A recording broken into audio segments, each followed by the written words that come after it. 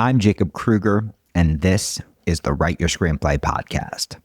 On this podcast, rather than criticizing movies and TV shows 2 thumbs up or 2 thumbs down, we talk about what we can learn from them as screenwriters. Now, this is a very special episode. As you know, if you've been listening for a long time, every New Year's, I do a podcast about a different way to keep your New Year's resolutions as a writer. And this week, we are going to be talking about the concept of discipline. Almost every writer who comes to me who's not writing tells me they think what they need is more discipline, but they don't know how to give themselves the discipline, or they think they're internally lacking the discipline. There's like something missing from them when it comes to the discipline that other people seem to have. So what we're going to be doing is we're going to be actually looking at this concept of discipline. We're going to be asking if it actually works or not. Where do you get it from? And if you don't have a natural sense of discipline, how can you still achieve your goals as a writer?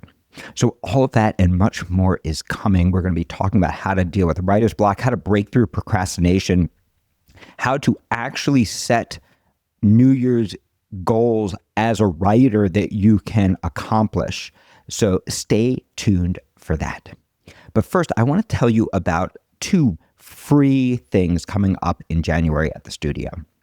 The first is that on January 9th, we have Vanessa Johnston, the head of television for Mandalay, coming to listen to your pitches for free at Thursday Night Writes. It's going to be an hour. We're going to be picking people at random. We're going to get to as many pitches as we can and get as many people as we can a little bit of feedback from Vanessa.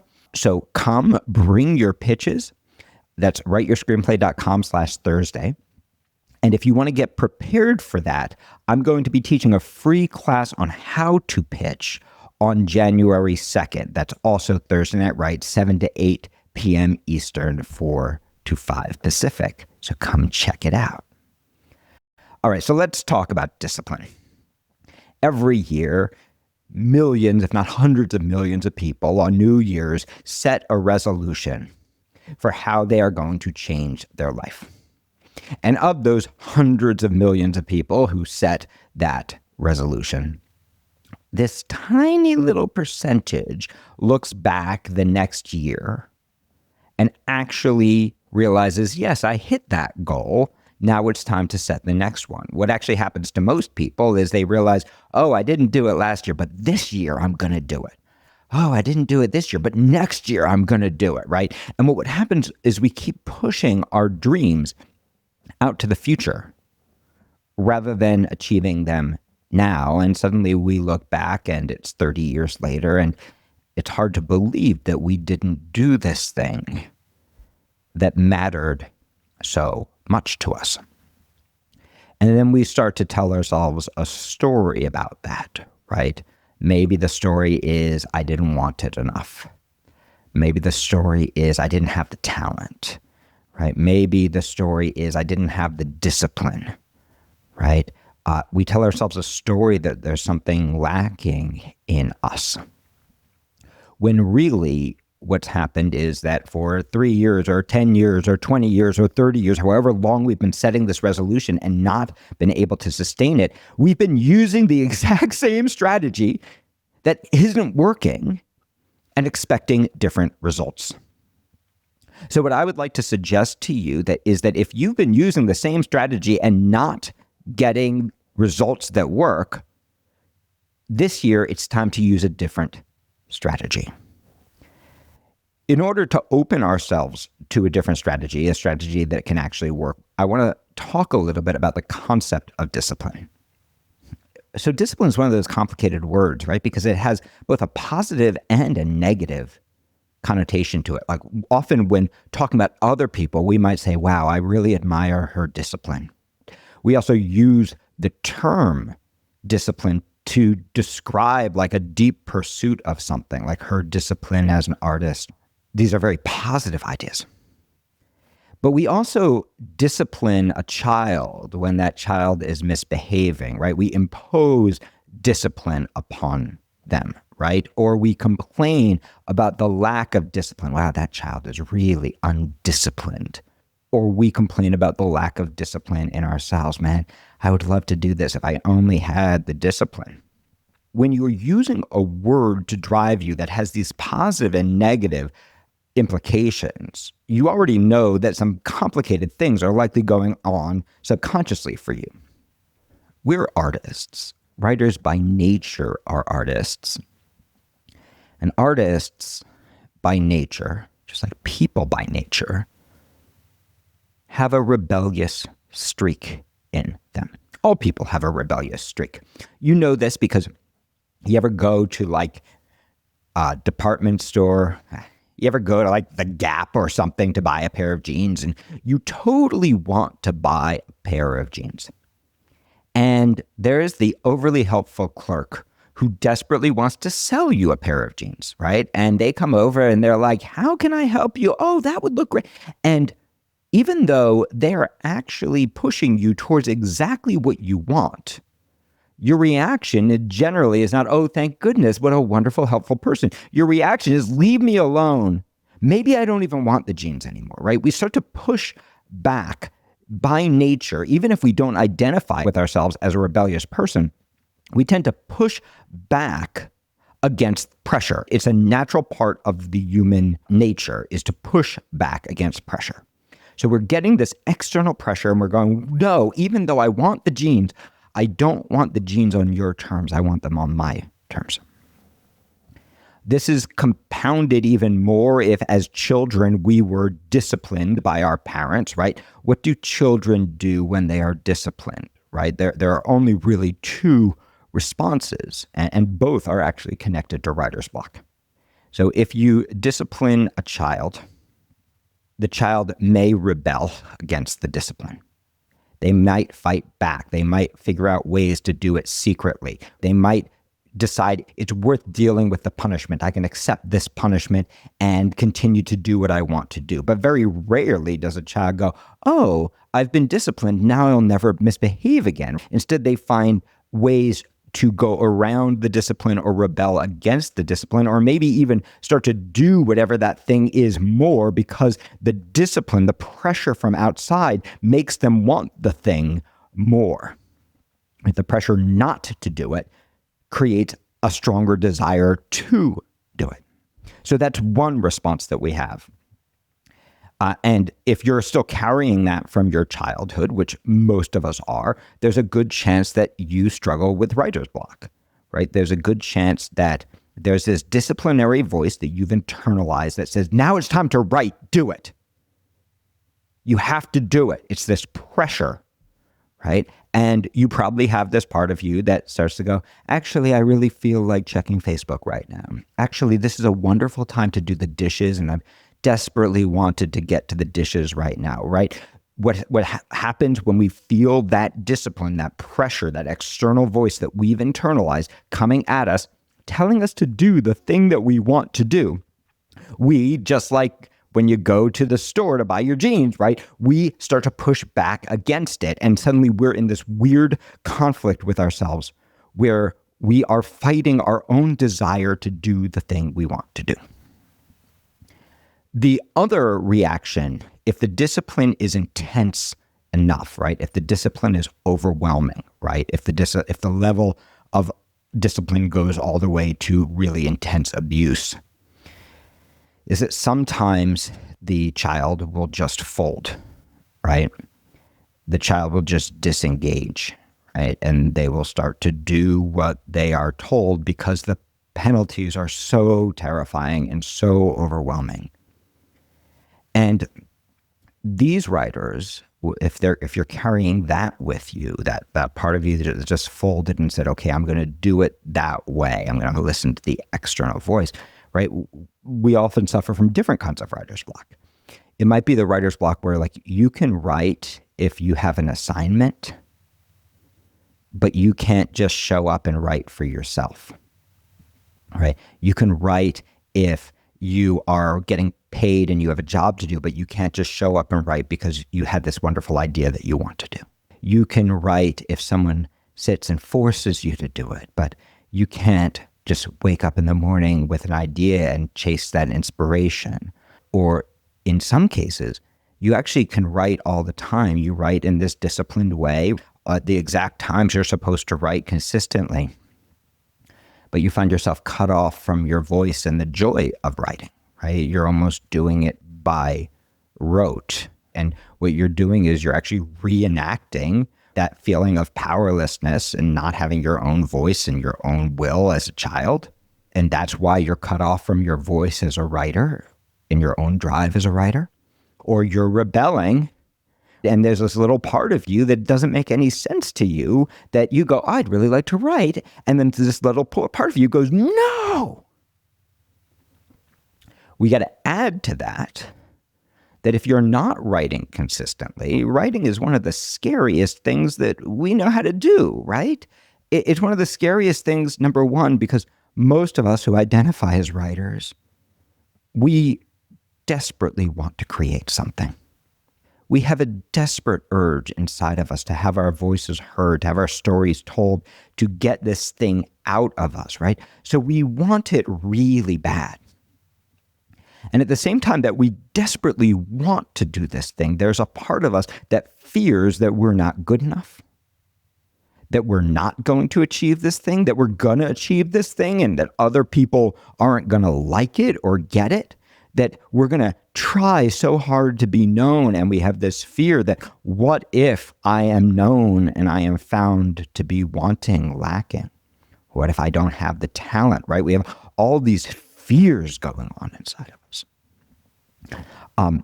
Not only that, if that didn't make writing hard enough, we have this thing we desperately want that we fear we can't do or that we can't do well. And then on top of that, writing is an act of radical vulnerability. In order to write, we have to go inside and we have to look at these complicated parts of ourselves that might scare us, that we might not be real familiar with, that might take us to uncomfortable territory.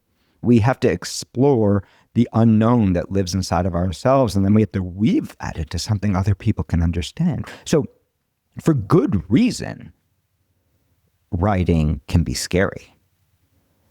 And a big part of making writing not scary is helping people do it consistently, right? That's a big part of what we do at the studio, is finding ways to help writers build a rhythm where they are doing it consistently so that when you have a day that goes wrong, it's not so overwhelming.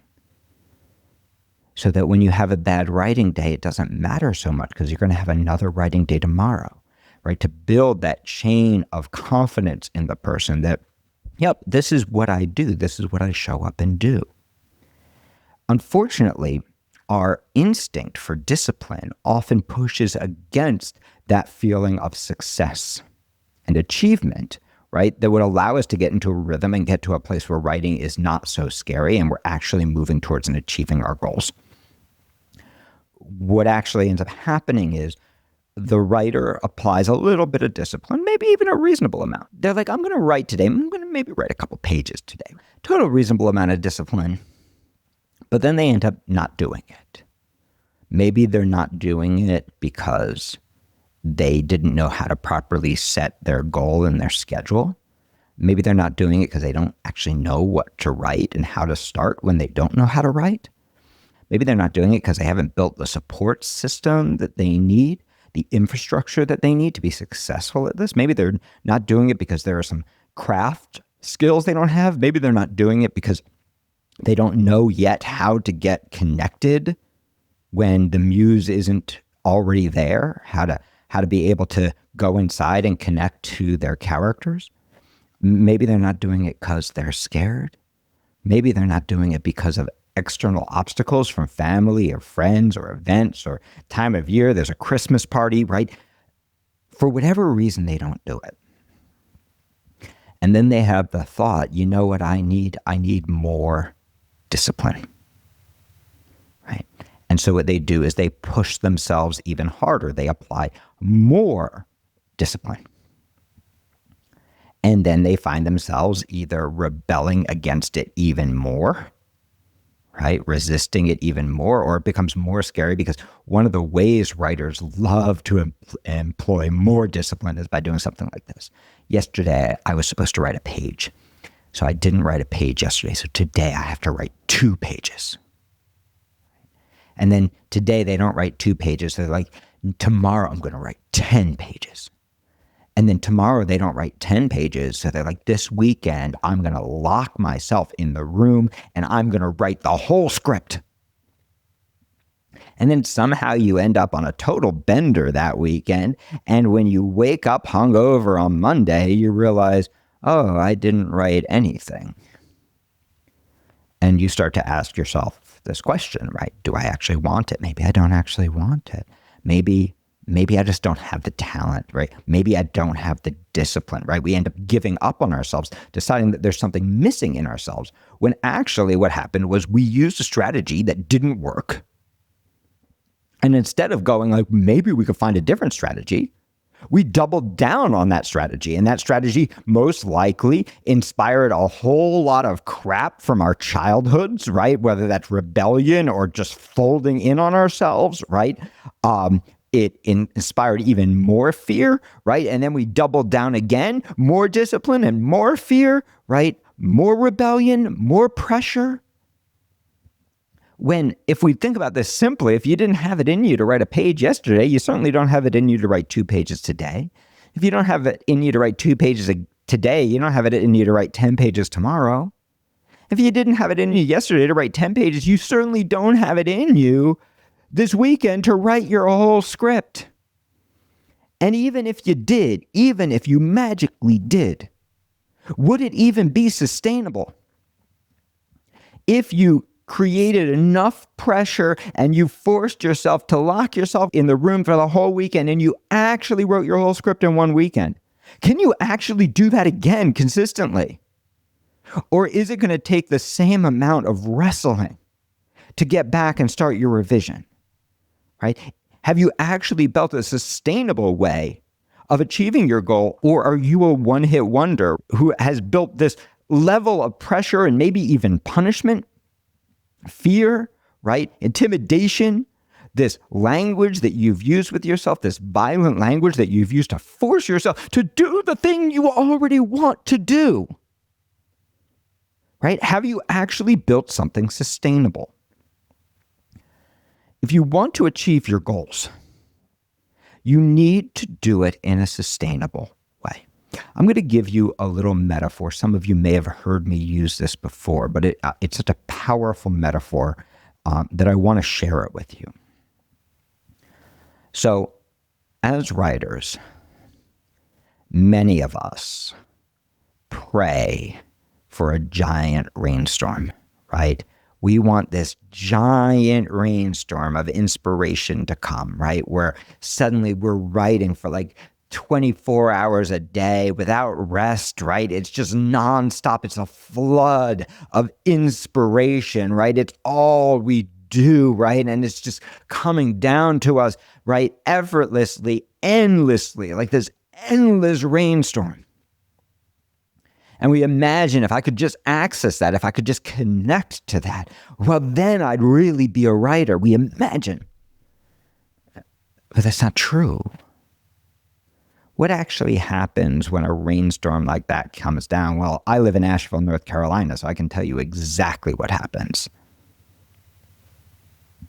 We get giant flash floods. We get out of control rivers. The river rises higher than anybody can deal with it. It leaves a waft of destruction. And then it is gone.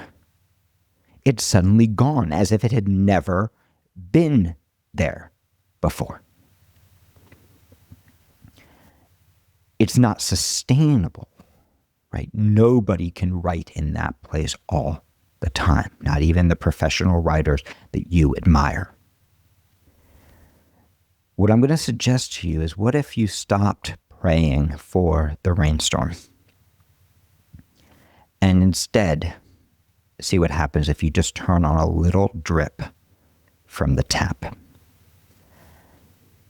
If you just start a little tiny drip, drip, drip, drip, drip, drip, what happens is eventually that little drip will form a tiny little rivulet. And that rivulet will eventually maybe turn into a creek, or a stream.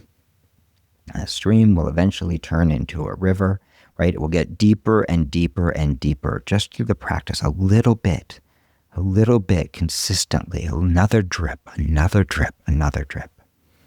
And pretty soon you've got a mighty river that just began with that one little drip. And then when the rainstorm comes, instead of just flash flood and it's gone, the rain has somewhere to channel into, right? It has a mighty river to carry it. So the real question, if you want to achieve your goals, if a year from now you want to be setting a different goal than the one you set this year, because the one you set this year is just happening now. It's not even something you have to dream about or wish for. It's already just happening. It's part of your normal life. Well, we have to figure out how to build that deep river bed in you so that you're actually ready for when the rainstorm comes, right? And the rainstorm might be sudden inspiration. The rainstorm might be you sell a script and suddenly people are knocking down your door. The rainstorm may be you win a contest, you get into Sundance, right? The rainstorm could be a lot of different things. But you want to make sure you've got that deep riverbed so that you have something to contain all of that. And the way we build that deep riverbed is the opposite of discipline. Most writers don't need discipline. Now, I want to be really clear about this. If you're using discipline and it's working great for you and you're writing consistently and you are in touch with your writing and there's joy in your process, then you can ignore this advice. This advice is not for you. And there may be a very small segment of the population who respond positively to that kind of pressure. You know, the kind of people who like getting yelled at CrossFit, right? Some people really like that and they respond well to it. I'm not one of those people, right? If I one day at CrossFit and I'm done, right? I don't want to be yelled at. I'm going to rebel against that pressure. That's just how I'm built. So part of it is knowing how you are built. If you're doing something and it's working, keep doing it. But if you're doing something and it's not working, the answer is not to apply more of the same kind of pressure. The answer is to open yourself up to something else. So I want to talk to you a little bit about how to start that drip going if your faucet is currently turned off, or how to increase that drip if your faucet is currently dripping and you'd like to get a little bit more rain into that river. Most writers do not need discipline because most people respond badly to discipline. What most writers actually need is routine. They need habit. Let me give you an example. Most of us do not rebel against having to brush our teeth in the morning, right? No matter how busy we are, no matter how late we wake up, we brush our teeth in the morning. We don't think about it a lot. We don't have to overcome a lot of fear to do it. We don't need to discipline ourselves. If you don't brush your teeth this morning, right? We don't need to put pressure on ourselves. And most likely we're not tearing our toothbrushing approach apart. No, actually, how dare you miss that spot? No, that is not perfect toothbrushing. No, we're pretty chill about it. We barely think about it. It's just something that we do. Now, this wasn't always the case. When you were a kid, right? Probably someone had to kind of gently go like, hey, time to brush our teeth. And if they made it fun, it became something you did naturally. And if they made it disciplinary, most likely you rebelled against it, right? But over time, we build this rhythm where we wake up, we brush our teeth because that's what we do, and it's part of our routine, and we don't even think about it. There's not even a process of like, remember to brush your teeth this morning, right? We don't even need to schedule it. It's just something that happens. And it's something that happens because we want it to happen, because we like to have good breath, because we like to keep our teeth. But it's not even consciously the thing driving. It's not even consciously in our mind anymore. We're brushing our teeth because we brush our teeth. It's what we do. And that's actually the place you want to get to as a writer. You want to get to the place where writing is like brushing your teeth, where it's not so emotionally charged. It's just something you do. It's not so important whether you did it well or not today, whether your technique was perfect and you broke your teeth into little quarters and spent 2 minutes on each quarter or not. It matters that you did it and you're going to do it again tomorrow. And you're going to do it again the next day, right? So the question actually is not how do we achieve more discipline? The question is how do we achieve routine? And there are lots of routines we have.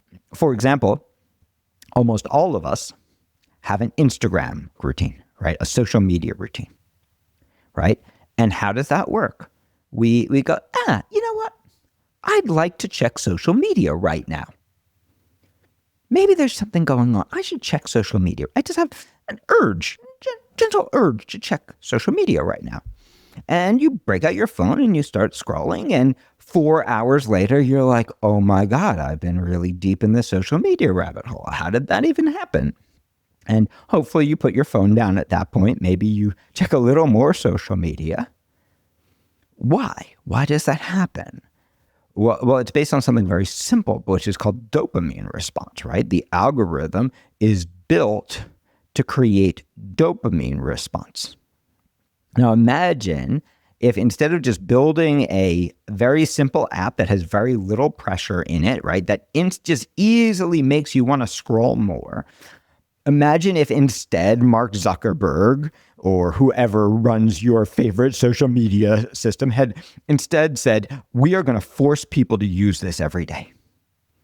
When you wake up, the first thing you must do is you must spend at least an hour on social media. Imagine the way people would rebel against it. Imagine the way people would be, I don't want to do social media, screw you, right? Or let's just pretend that your internet was really slow and you started to try to scroll on social media and it just didn't want to scroll, or the pictures just didn't want to load, right? If we could create just a little bit of resistance, pretty soon social media wouldn't even be a habit that occupied hours and hours and hours of your time. So what we need to do, if we want to build a writing habit, right, if we want to make writing part of our routine, is we need to use the same tools, right, the same understanding of the human brain that allows something like social media to suck you in. And that's about a couple of different things. Number one, it's about removing the obstacles to the social media. Right? We need to remove the slow internet or the badly loading image or the poor interface, right? We need to create the environment where it's easy to do it. We need to make sure that we have the infrastructure necessary, right? We need to have a phone. We need to have internet. We need to have a certain level of technical knowledge. Your 80-year-old grandma probably isn't addicted to social media because she just doesn't know how to use the phone, right? And there's enough resistance because she doesn't know how to use the phone that she can't get addicted to it, right? She can't build that river of social media in herself. We need a desire, right? There needs to be something positive that comes out of it that fuels our desire to do it again, right? We need to be able to imagine that we're going to do it in bite-sized chunks, right? So if every time you logged into Instagram, right, there was a rule that you had to Instagram for an hour, you might be like, oh, I don't have an hour right now. But since you can tell yourself, oh, I'm just going to Instagram for just a minute, I just want to check and see if anything's going on, it's easy suddenly that an hour has passed, right? So we need to create small bite-sized chunks for ourselves that don't require a lot of commitment so that it can become part of our rhythm. And most importantly, we need to fuel the dopamine response, right? So these algorithms of your social media are built to give you little dopamine hits consistently, to allow you to constantly feel that dopamine hit. And that dopamine makes you want to do whatever you did that got you the dopamine again.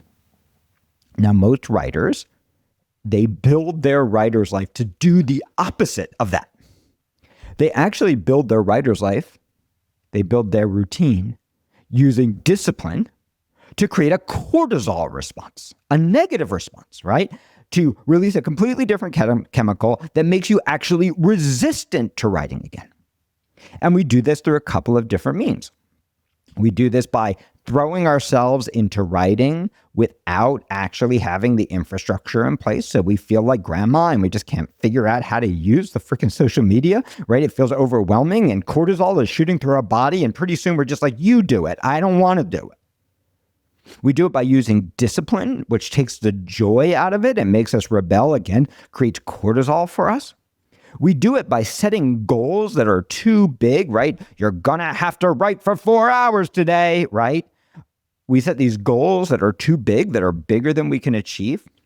We then criticize whatever we do, right? We look at our work and we go, poor, bad, terrible, talentless, right? We say these terrible things to ourselves that release more cortisol and block the dopamine hits that we could be doing. We move the bar on ourselves, right? Well, you wrote for 10 minutes, but did you write anything good? Well, you wrote something good, but I mean, you could have written for like 5 more hours today and you didn't, right? You just stopped. Well, you said you were going to start at 9 a.m. You didn't start till 9:30, right? Right? We move the bar on ourselves, allowing ourselves to feel like we're failing. And what that does is it creates rebellion and it creates cortisol. It creates resistance in us. And it doesn't allow us to build that deep riverbed. So a couple of things, and then I'm going to give you some strategies that you can use. The first thing is to remember that you want this. Remember you want it. You actually want it so much more than Instagram. You actually want it probably so much more than anything else in your life. Because if you're like me, and I'm a writer who suffered from writer's block for a very long time, and so many of these strategies that I'm sharing with you today and on this podcast and my classes and our master classes and our ProTrack program, so many of these techniques that I'm sharing with you grew out of my own struggle with writer's block and my own strategies that I just needed to develop, my own research I needed to do to figure out how am I going to get past this thing that's getting in the way of me being the person I want to be. Because I can tell you when I don't write, I don't feel like Jacob Kruger. And I'm going to guess, if you're listening to this podcast and you're a writer, that if you don't write, you don't feel fully like yourself.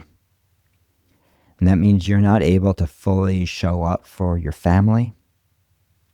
That means you're not fully able to show your children what their lives should look like. It means you're not able to be fully present with your friends. It doesn't mean you're even not able to be fully present at your work because you are robbing yourself of this thing that is fundamental to who you are. So I want you to remember that you want this, and you don't need discipline to do the things you want, right? Put a bunch of chocolates in front of somebody and they don't need discipline to eat the chocolate, right? You don't actually need discipline to write. What you need is to create given circumstances that make it easy to go, oh, I want that chocolate. I'm just going to have one, right? We want to create the given circumstances that makes the writing feel like chocolate, that gives us that dopamine response that allows us to remember that unlike chocolate, writing is scary, especially at first. The less we do of it, the scarier it is. The more we do of it, the less scary it is. It's scary because it means so much to us. It's fundamental to our identity. So we need to find ways to build infrastructure that makes it easy to do in bite-sized chunks, not scary, that allows us to have the dopamine hit. We have to trust that if we create those circumstances and we create a gentle hand that goes, hey, you want this, right? Rather than you have to do this, right? Look, it's right over there. Would you like to sit down now? Rather than you better sit down, right? If we can learn to talk to ourselves in a slightly less disciplinary way and a more inspiring way, then maybe we'll actually get inspired. So let's talk about how to do this. the most important thing is we've got to take away the fear.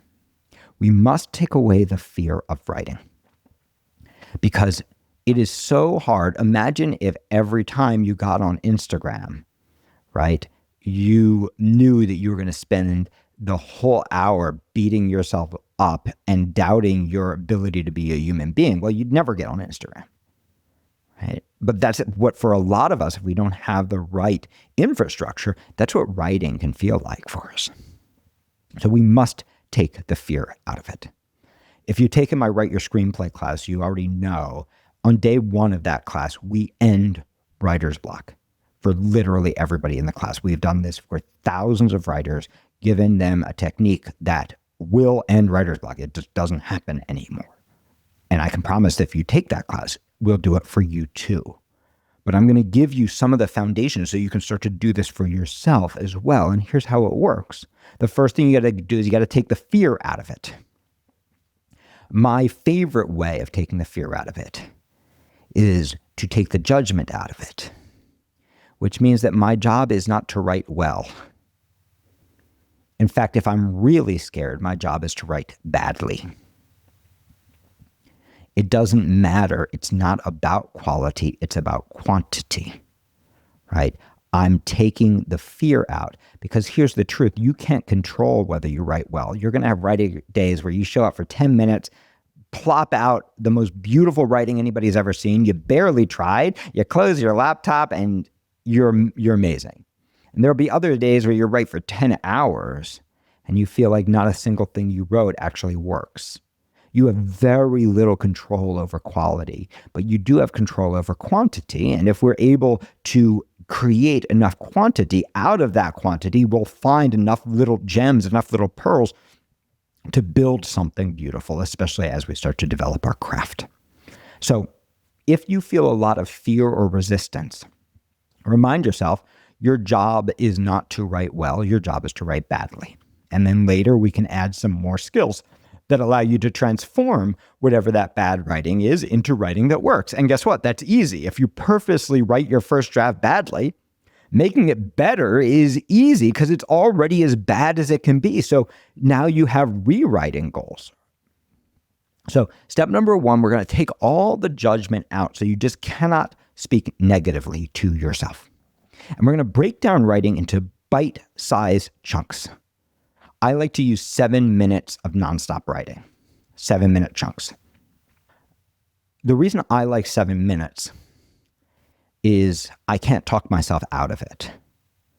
7 minutes is like a long trip to the bathroom, right? Even on my worst day, I cannot convince myself that I don't have 7 minutes to write. Just like even on my worst day, I can't convince I could check Instagram for a moment. Oh my God, it's been an hour. So it doesn't mean you only are allowed to write for 7 minutes, but it means you only must write for 7 minutes. Now, for some writers, this can be challenging because some writers are thinkers, right? Instead of just sitting down and writing for 7 minutes and feeling like they've accomplished something, they sit down and they write for 7 minutes, but really mostly they thought, and they have like 3 words on the page, and then they still feel like failures, and they still get cortisol instead of dopamine, and it makes more resistance for the next time they want to sit down to write. They're not building that riverbed. They're not turning on that little consistent drip. So if you're one of those writers, you may want to set a page goal instead of a time goal. But you want to set that page goal so small that you could do it in 7 minutes. Maybe it's a quarter page. Maybe it's a half a page of bad writing, right? You want to set it so simple and so clear that you 100% know, yeah, I wrote a half a page, or no, I didn't write a half a page. And if you're rewriting, a rewritten page is the same as a written page, right? If you're rewriting, a page is a page is a page is a page.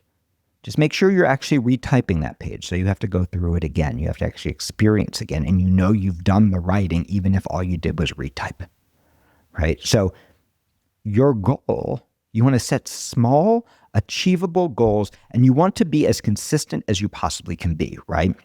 So setting a goal to write 1 page in 1 day is actually less valuable for building the stream than it would be to write a quarter page for 4 consistent days, right? The more you drips, you drip in, the deeper that riverbed becomes, right? So consistency is key.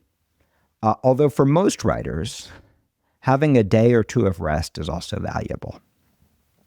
So, even God rested creating the earth. You can certainly take a day off from writing, but you want to have consistent days. And if possible, you want to make sure that those consistent days are generally the same day and the same time, so it becomes part of your routine. So if you're a night owl, right? Okay, it's midnight. That's when I sit down to write for 7 minutes from 12 to 12:07. And even if I am at a party, I can still grab my journal, go to the bathroom and write for 7 minutes and come back out and join the party. And I was a writer today. I built my little bit of consistency. But if I'm at home and it's 12:07 and I've caught a wave, I can keep going, right? I have that freedom to fall into it, just like you fall into Instagram. Right? Because I've created the circumstances that make it easy. I've written my quarter page. I can close my laptop just like I can stop checking Instagram. Or, I'm actually enjoying this. I can keep going, right? I'm not using discipline to keep me going. I am using dopamine to keep me going. That positive reinforcement that makes me go, I want to do a little bit more. I'm following my desire rather than the external voice telling me what I'm supposed to or should be doing. So you want to break it down into really small blocks. Next thing you want to do is you want to make it holy. And there are a couple of different ways you can make it holy. Remember, this matters to you. And so you want to treat it with respect, right? Not with discipline, with respect. So a couple of ways you can do this. The first thing is create a sacred space for your writing. Now, I like to write outside of my home. So my sacred space is actually a very specific couch at Odd's Cafe down on Haywood Road, right? I have a very specific couch where I like to sit, and that's where I go. And what I do there is write. I don't do anything else there. That is my writing space. Some people like to rent a WeWork office or use a station at a WeWork, at a coffee shop. But this doesn't have to cost you a single dollar or a single cup of coffee. Your sacred place can be a seat at your kitchen table where you don't normally sit. This is not the seat where you sit for dinner. This is a seat where you sit to write. It can be a different cushion on your couch, right? It doesn't have to cost you a single dollar, but what it does need to be is holy. And the only thing you want to do there is write. By the way, you can also sit there and think about your writing. If you want to sit and meditate on your writing, sitting on that place is a perfectly great place to do it. But you're not allowed to do anything else. Right? This is not the place to check your bills. This is not your place to check Instagram. If you want to get on Instagram, get up, go sit somewhere else and check Instagram. This is your writing place. And what starts to happen is you start to create a Pavlovian response, right? It's not going to happen immediately, right? The first drop doesn't seem like it goes anywhere. The second drop doesn't seem like it does anything. But if you can keep those drops going consistently, you start to build a riverbed. And this sacred place will become part of your riverbed. And pretty soon you're going to start to have a Pavlovian response, right? You're going to sit down there and suddenly inspiration is going to come because your subconscious mind has learned this is the place I go to write. Just like when you walk into the bathroom in the morning, your subconscious mind grabs that toothbrush and starts brushing your teeth before you even think, I need to brush my teeth this morning. So it's actually more important to build the routine and to make the routine positive than to yield any result. It's actually more important to build the routine than finish the script. It's more important to build the routine than make the script good. It's more important to build the routine than learn revision. It's more important to build the routine than to be wildly successful. If you build the routine, all of the success grows out of that. So we have to make it small enough. The next piece is, as you start to write more and more and more, you're going to need more skills. At the very beginning, when we just don't have a lot of pages, we don't need to know a lot about structure or dialogue or character, right? We don't need to know. We don't need all these tools because we're barely getting the words on the page. But as we start to create consistently, a natural desire is going to come up in us to make shape out of what we're writing, to translate it into something that doesn't just work for us, but also works for other people, right? And that means you're going to need skills. So ask yourself, where am I going to get those skills? Obviously, I would like you to come study with us, but you're going to need craft skills, meaning you're going to need to build your physical dexterity of understanding how scripts are built. You're going to need art skills, meaning you're going to need to hone your ability to go inside, to connect to your voice, to find the beauty in your writing, to unearth the parts of yourself you're less comfortable with, to take off the mask of normal that you've been taught to wear since you were a child. You're going to need techniques that help you get past the formulas and the ideas that have come from other people's scripts so that you can find your own ideas, right? So you're going to need to build your skill set on the art and the craft level.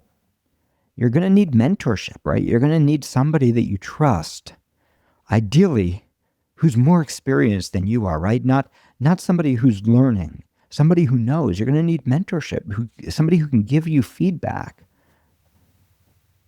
and who really understands what you're trying to build. You're going to need a two-way street there. It's not going to work if you just get some written coverage by somebody who doesn't even understand what you're trying to accomplish. You're going to need someone who can talk to you, who you can say, hey, this is what I was trying to do. And they can go, oh, let me show you how to do that. Somebody who nurtures your vision. Just like if you wanted to be a doctor, you don't just start off with a body writhing in pain and go, okay, I'm going to start cutting. I'm pretty sure I'm going to figure this out. No, you need a more experienced doctor to go, no, actually you cut like this, and this is what you're looking for. So you're going to need to give yourself, as you start to build that river, you're going to need some training that allows you to sustain it and that allows you to grow and continue to feel success as you're doing this. You're going to need support. You're going to need family infrastructure that makes safety for you to do this, right? Just like you're a lot more likely to check Instagram if your phone is right by your bed table than if it's locked in a box somewhere and there's a vicious dog around it, right? You're going to need family support. And that can be your friends, that can be your chosen family, right? But you're going to need support from the people that you interact with most. You're going to need support that, hey, my partner is willing to watch the kids for this 7 minutes or this hour and these times, right? You're going to need support where somebody can go, hey, good job. Suddenly you get a dopamine response. Hey, I'm proud of you. And you're going to have to start to ask yourself, who am I actually surrounding myself by? Am I surrounding myself with friends who are also achieving their dreams, who inspire me, who teach me, who make me want to be a better version of myself? Or am I surrounding myself with people who don't really chase their dreams, who aren't building this infrastructure for themselves? Well, if those are the people you're around, you probably need to bring some more inspiring people into your life. You need to go find those people. You need people who get what you're doing. They don't need to be doing the same thing. She might be an entrepreneur. You might be a writer. But you're both learning how to direct yourself, right? He might have a day job at a company, but he's got a vision and he's working to achieve it, right? Even though it's hard and there are challenges, right? You want to surround yourself with people that understand what you're doing and that inspire you. And if you're surrounded by people who have negative points of view about your writing, you got to talk to them. You got to help bring them around to the fact that you need support because you're doing something that is hard and scary and you need to remove the obstacles, right? You're already doing that by learning some craft and some art and so getting some mentorship, but you also need to remove like the equivalent of the internet slow because your partner's like, really? Do you think that's going to go anywhere, right? Well, that is pressure against your dream. And so if that's happening, you're not going to have a very happy relationship, right? Even if you're saying yes and they're pleased, you're going to feel like there's something missing. So that's the time to have that conversation with your partner. And if your friends are knocking you down and making you think like chasing your dream isn't valuable and talking to them doesn't help, then you might need to surround yourself with some better friends. Because what you're trying to do is hard. All change is hard. And when you set a New Year's resolution, what you're actually trying to do is change. And I'd like to suggest to you that change doesn't come from discipline. Change comes from dream. Change comes from desire. But we must create the conditions that allow the change to happen. Otherwise, we're not going to actually move, right? Otherwise, our conditions are going to define our world.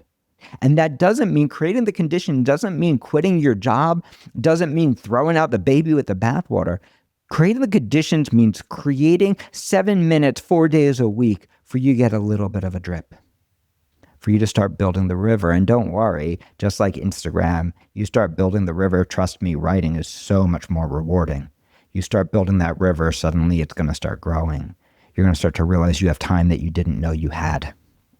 You're going to start to realize that once people get used to the idea that you write for 7 minutes, getting them used to the idea that you write for 10 minutes is not that hard, or 15 minutes, or 20 minutes, or an hour. And that just like you're suddenly, it's easier. It's just something you do. It's like brushing your teeth. It's part of your routine. It doesn't matter so much when the pages don't come out well because it's part of your life.